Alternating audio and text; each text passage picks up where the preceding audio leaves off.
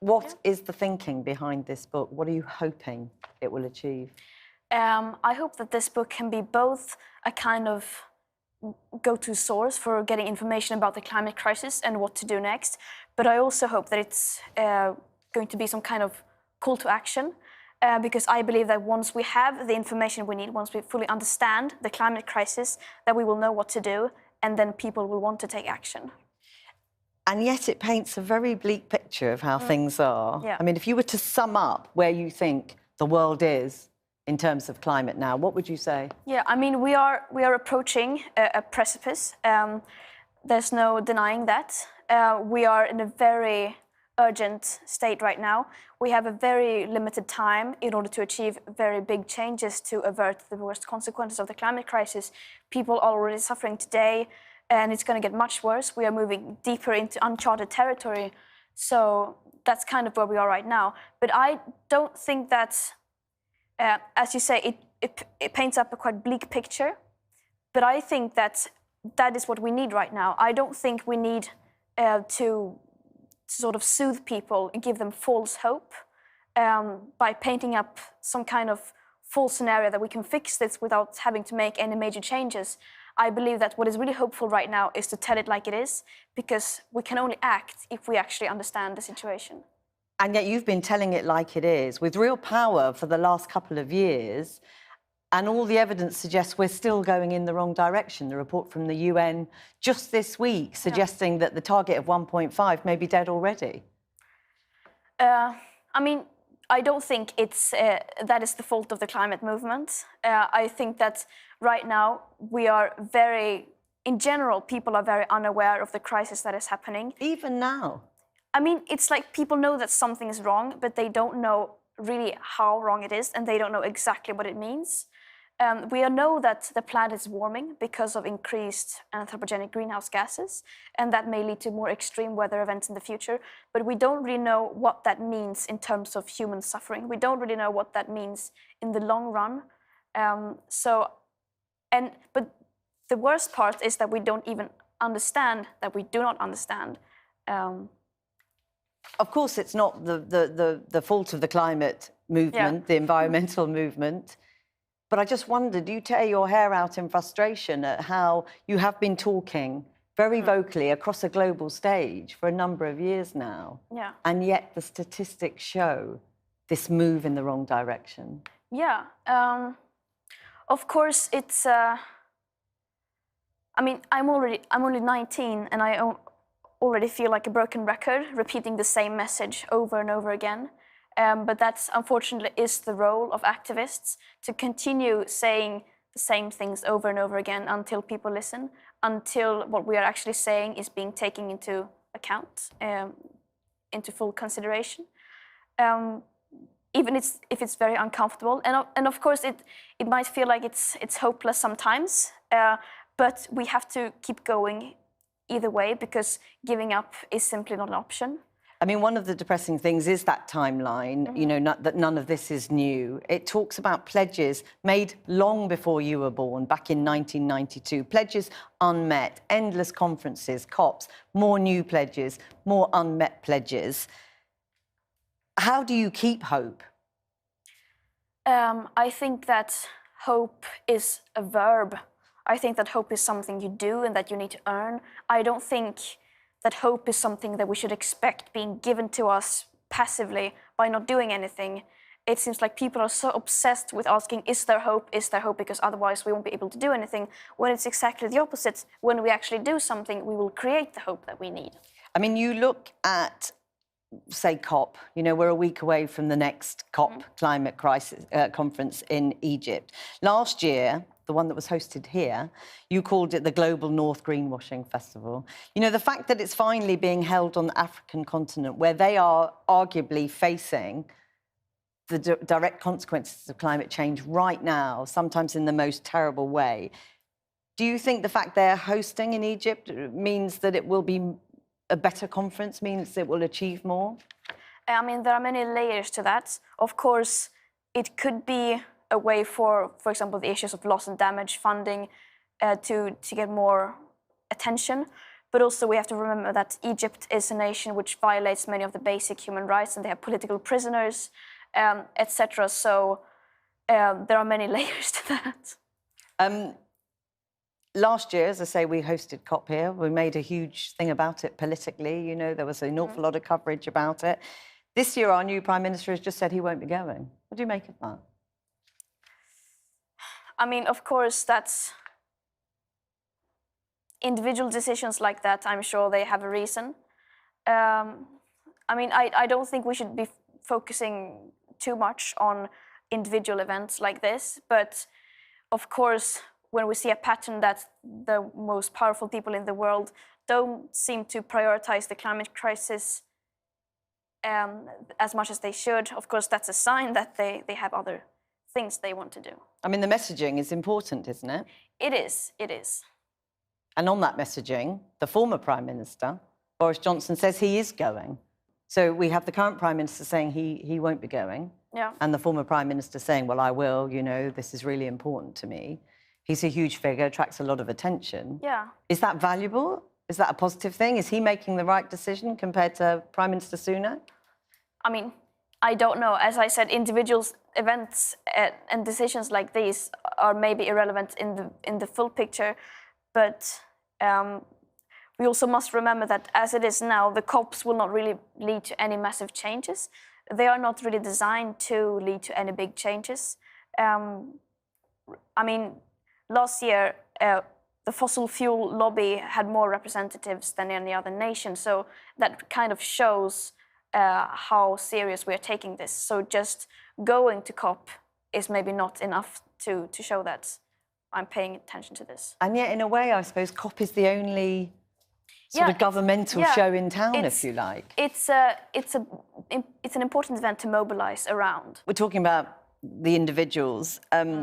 The new king first spoke out about his fears for the environment, about climate change back in the 60s. And he admits that he was viewed, in his own words, as potty. You know, do you feel an affinity to King Charles, who spoke out about it, was regarded as balmy, you know, was isolated? Do you feel some affinity for that role that he took? I mean, sure. Also, again, I don't think we should be focusing too much on individual people like these. I mean, you know the work that he's done. Would you like to see him go because the messaging carries some weight? I don't know. I don't see what a Swedish teenager's opinion on a British monarch is relevant. I suppose whether he's a valuable voice to the cause. I mean, could be, definitely. I mean, one of the things that the book highlights really powerfully is that sort of terrible cycle of pledges made, the media's role in that, you know, lauding the pledges. Then when they're unmet, you say that the media are silent and there's more distraction by new pledges that are again unmet. It's a terrible sort of, almost like a conspiracy, you argue, that this is what creates catastrophe. I mean, I wouldn't say conspiracy, but yeah, it's a very vicious cycle when maybe not the most striking thing about the climate emergency is what is going to happen in the future, or what might happen in the future, but rather that all that is happening now is happening completely legal and that hardly anyone is reacting. And also when they're not getting away, when they are getting away with it and not being held accountable, that is a very vicious cycle, which is a very good recipe for catastrophe, I would say. And the argument at the moment, for example, Prime Minister Rishi Sunak says he's not going because we have a crisis here on our doorstep right now. And you'll recognise that across the world, the cost of living crisis. You know, in the UK, it's the worst we've seen for decades. Is that an understandable answer for not going to COP, for saying, you know, there's a crisis right now that I need to solve? I mean, looking away from the aspect of going to COP or not, of course, we are facing multiple crises at the same time that, of course, need to be dealt with as well. But we cannot continue to focus only on these things at the expense of many, many other very, very important and urgent issues that also need our full attention. We need to be able to have more than one thing in our heads at the same time. It can't be, in your view, an either or. No, we need to have a holistic picture when we look, a holistic approach when we look at all these crises that we face and solve them together, because they are, for example, the climate crisis is only a system of a much larger crisis, the Anthropocene, and etc. And we cannot expect to solve one of these crises without also addressing the others. I suppose for the millions of people in the UK who are really, really struggling at the moment, they're struggling with the cost of energy, they're struggling with the cost of food. Do you understand why in their minds the climate crisis may feel like something they cannot even face to think about, because they have an emergency on their doorstep right now? Yes, of course. And unfortunately, that's the way we have let it become when we have waited so long with addressing the climate emergency that we don't really see the connections between different issues. And but we also have to remember that for many others, for countless of other people around the world, the climate crisis is their emergency at the doorstep. And by ignoring it, we are making this much worse for them. So you have some sympathy for individuals who may feel this is too big for me right now. Of course. But it's for governments to... Yeah, the climate crisis is not something that can be solved by individuals acting alone. And that in a sense, is difficult, isn't it? Because for young people, say, they want to feel, I can play a role in this. But the reality, if I understand you correctly, is that it's got to be solved at government level. It's got to be solved at a global level. Yeah, of course. It needs to be all of them, on every possible level. Of course, the most important level is a systemic level, a structural level. But we also cannot expect that to happen without also civil society engaging, without countless of individuals also engaging. Because you say in the book as well that democracy is the most valuable tool we have, despite huge and very valid criticism of governments around the world failing to grasp the seriousness of this crisis. And I think that's exactly why it's the only tool, it's the best tool that we have. Because as it is right now, it seems like the people in power will do whatever they can as long as they can get away with it. They will go as far as possible unless they have a massive pressure from the outside. And right now, they don't have that. We are many who are raising our voices for these causes, but we are not nearly enough. So if we can be that pressure, then they will have other priorities and they will think twice about the things they do. I want to move on to the issue of activists in a moment, but just for a second, just on that response from governments. If you look, for example, at the cost of living crisis, the great terrible irony, I suppose, is that our government is spending billions supporting, the gas bills, paying for gas to help people survive the winter, which is arguably in the long term another problem in the long-term crisis. Yeah, definitely.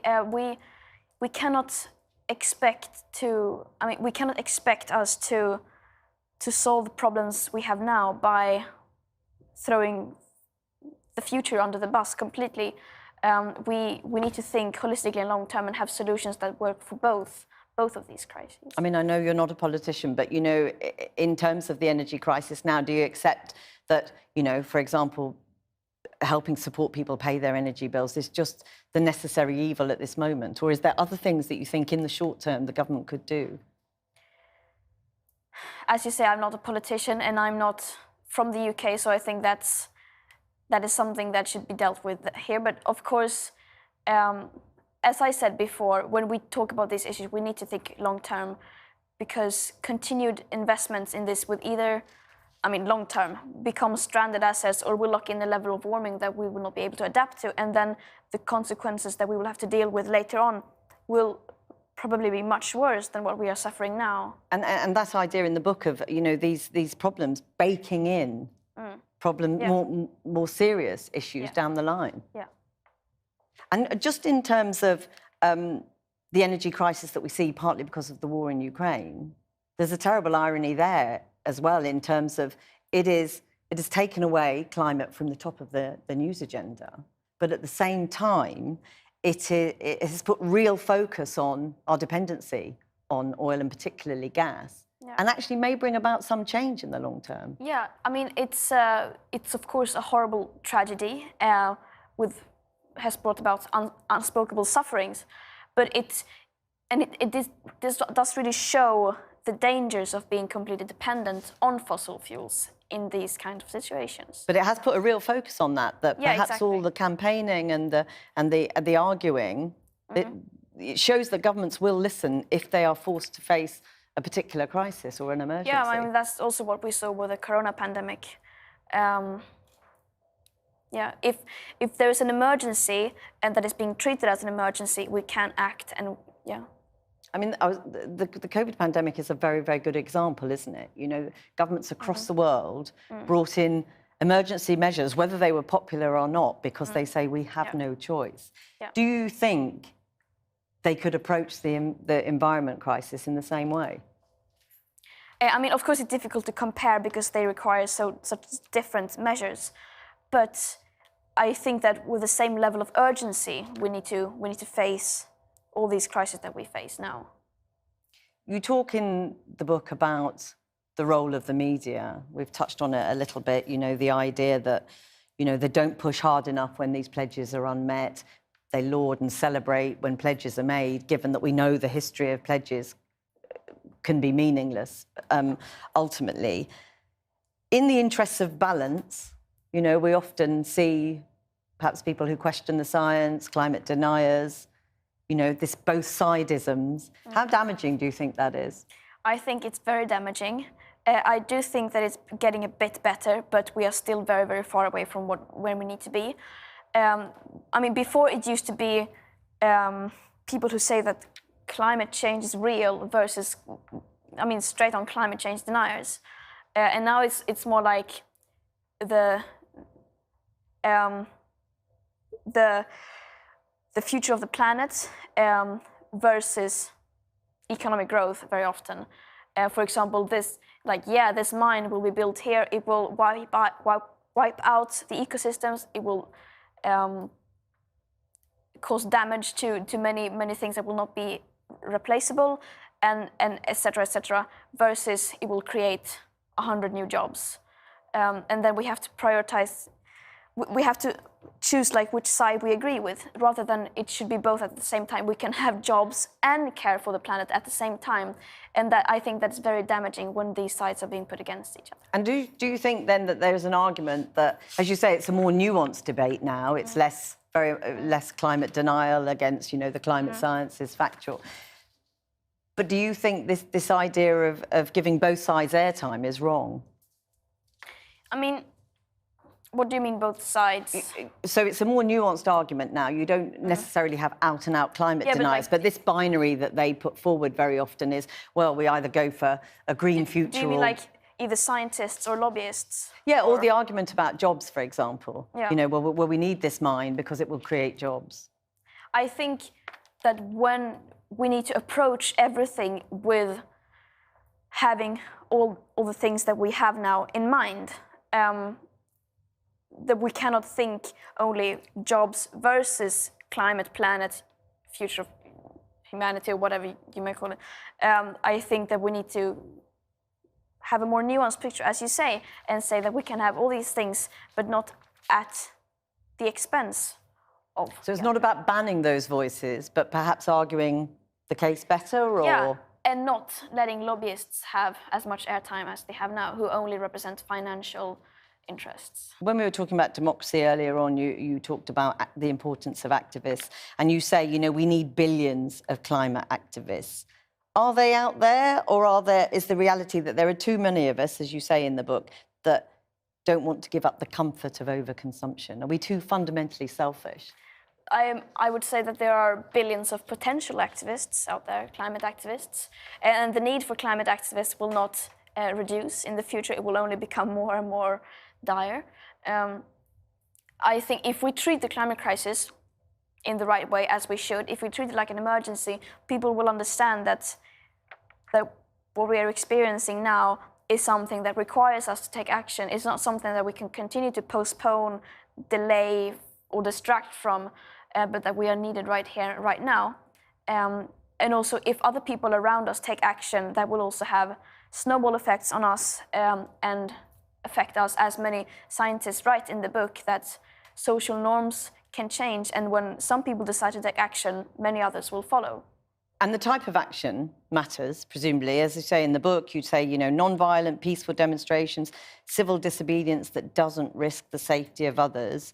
You'll know Extinction Rebellion and Just Stop Oil say they're non-violent, but there are many people who argue their actions are harmful, you know, stopping ambulances get to hospital, or blocking roads when people need to get to work, or destroying artwork. Is that the type of action that you think is valuable? Or counterproductive? I mean, it's difficult to talk about these because all these actions are so different, and all these movements are also so different. So it's difficult to generalize.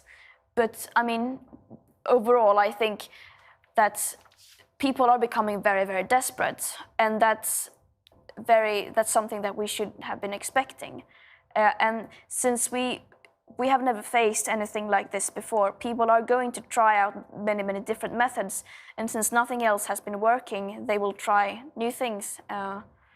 But that question of what constitutes harm is an important one, isn't it? Yeah.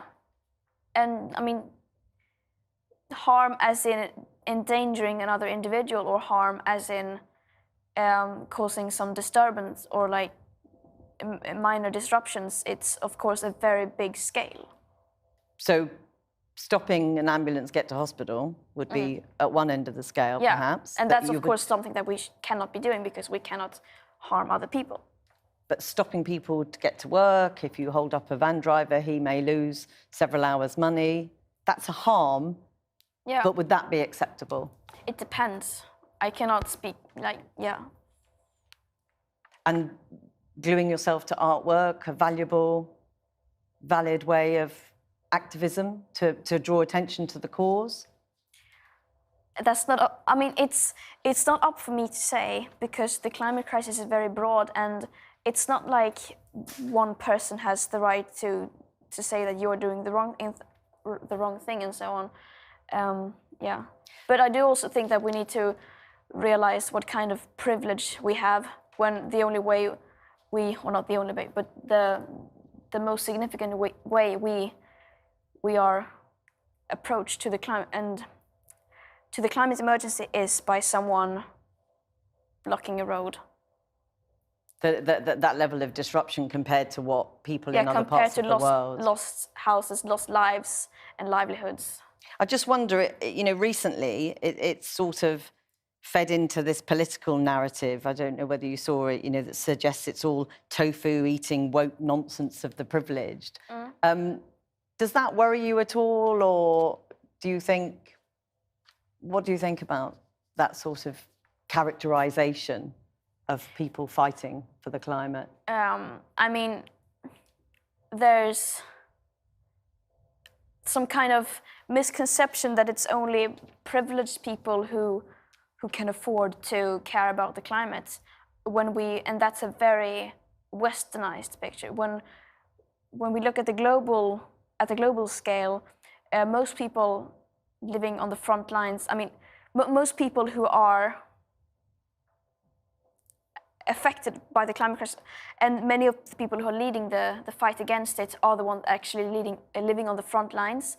They are not these tofu-eating privileged people in the UK, but rather many indigenous peoples all over the world who are in many cases risking their lives and freedom, fighting against this destruction. And that part of the problem is that they haven't been allowed... Yeah, exactly. They are not... airtime. They are not being heard. They are not on the front pages, even though they are living on the front lines. I just wanted to... I know we're coming close to the end now, but I just wonder whether you've become a global figure and, you know, literally put climate change and the environment on the front pages across the world.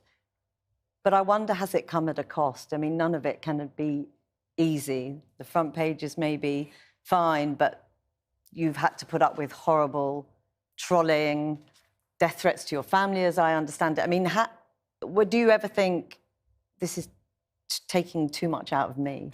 No, I mean, of course, it can be a lot to do and a lot that you have to deal with sometimes. But I mean, thinking about the trolling, for example, I mean, that's not really something that's difficult to deal with. It's just if you aren't even reading the comments, then it doesn't bother you.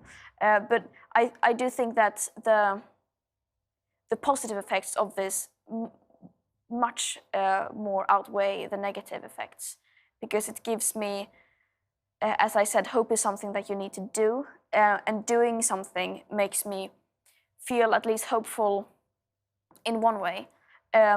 Without doing that, without being an activist, I don't know, I would maybe fall into despair or thinking that nothing can be done.